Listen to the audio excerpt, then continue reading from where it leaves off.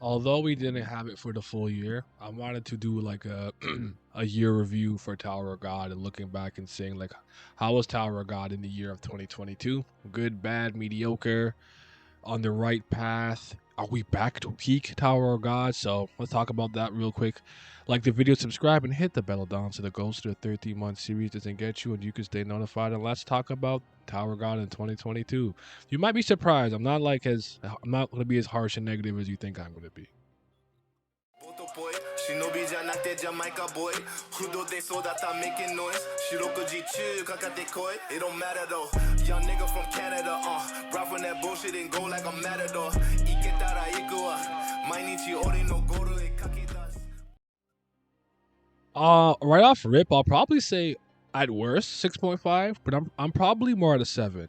Granted, a 6 to a 7 is the score I give out the most. So a lot of things that are in that kind of score pile for me, so to speak, they kind of blend together. And this not Tower God's not one of those, but a lot of those 7s that I just give out, they're all like run of the mill, and they get mishmashed into this pile of what I call kind of like okay, average and kind of mediocre, and I don't always I can't always remember them. Like I sometimes make the argument it's better for you to be really bad or something because you at least you stand out in my mind, in my archives. I can be like, I really don't like this series, and it still stands out to me. It's like I don't even remember if I like this like that or not because it's just like so run of the mill.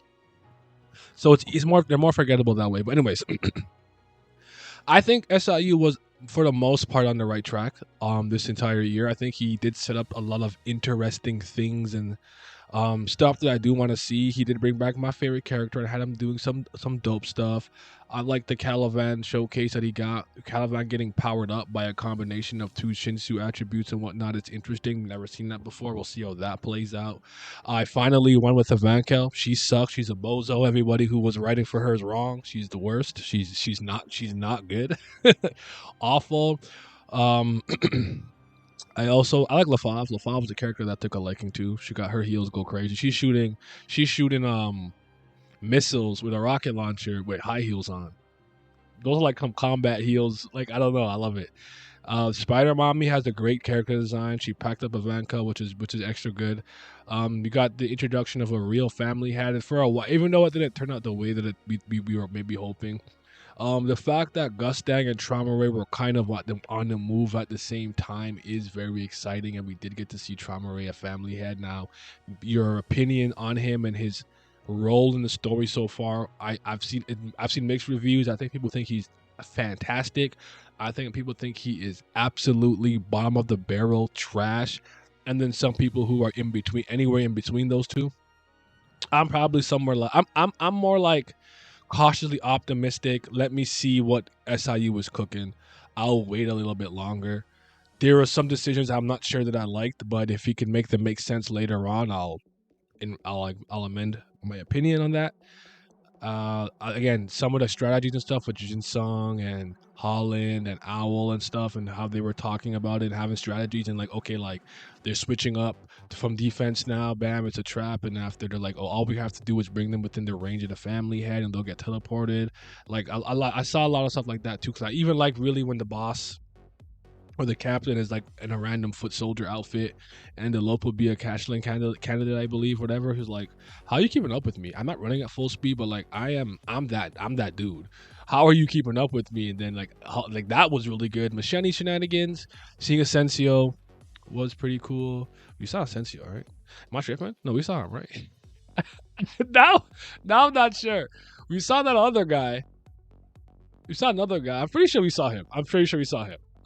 I'm like, did I make that up? No, we saw him. I didn't care for the Leviathan stuff and being the crystal, but the crystal thing I mostly forgive because of specifically like the captain stuff or the boss, depending on what translation that you like to use. All things considered, I actually do.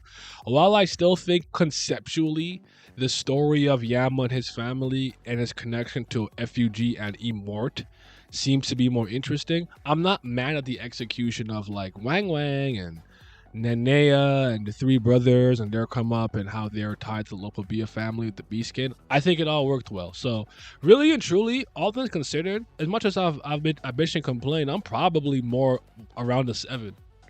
low end 7, whatever you want to call it. But like I didn't think it was bad this year. I just you have to understand how I am.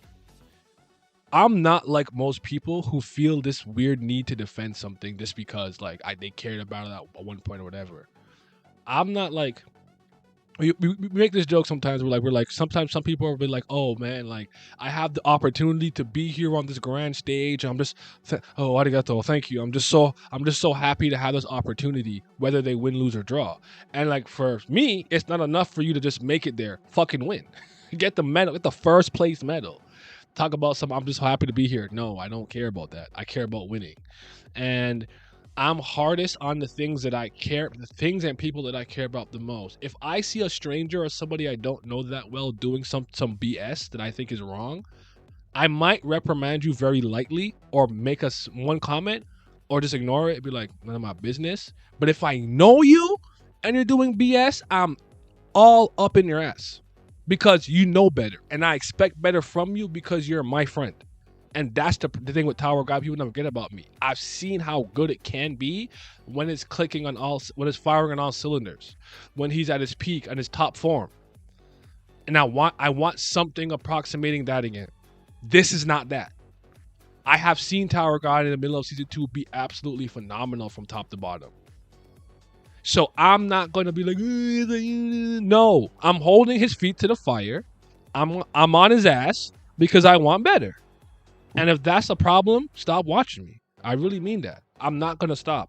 I'm highly critical. I'm highly disagreeable. I'm hard-headed. I'm stubborn. It is what it is. But at the end of the day, the one thing that a lot of you could never take away from me, is how, no matter how you feel about the stuff that I do and what I say, is I'm making sense. Because no matter what you guys write in the comment section or in the chat, I clap back with facts. I clap back with good points and great arguments. Whether or not I won the argument, leave that up to you, but I know I'm making sense. But yeah, 7 out of 10 for the year. Shout out to Tower God, SIU. Hope you come back soon.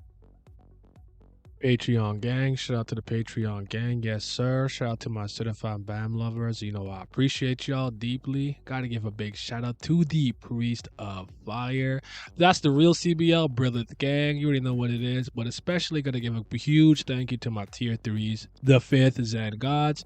Shout out to Zodiac, Sonny Katapali, Simi, Silo, Shoddy to your body, Scobe, Revenant, Lucky Roo, Lazy Dragon, Chris, Johnny Rogers, Jacob Holland, Irene Sharda, Fitz, Tris, and my boy Abdel. Your support is greatly appreciated. Thank you.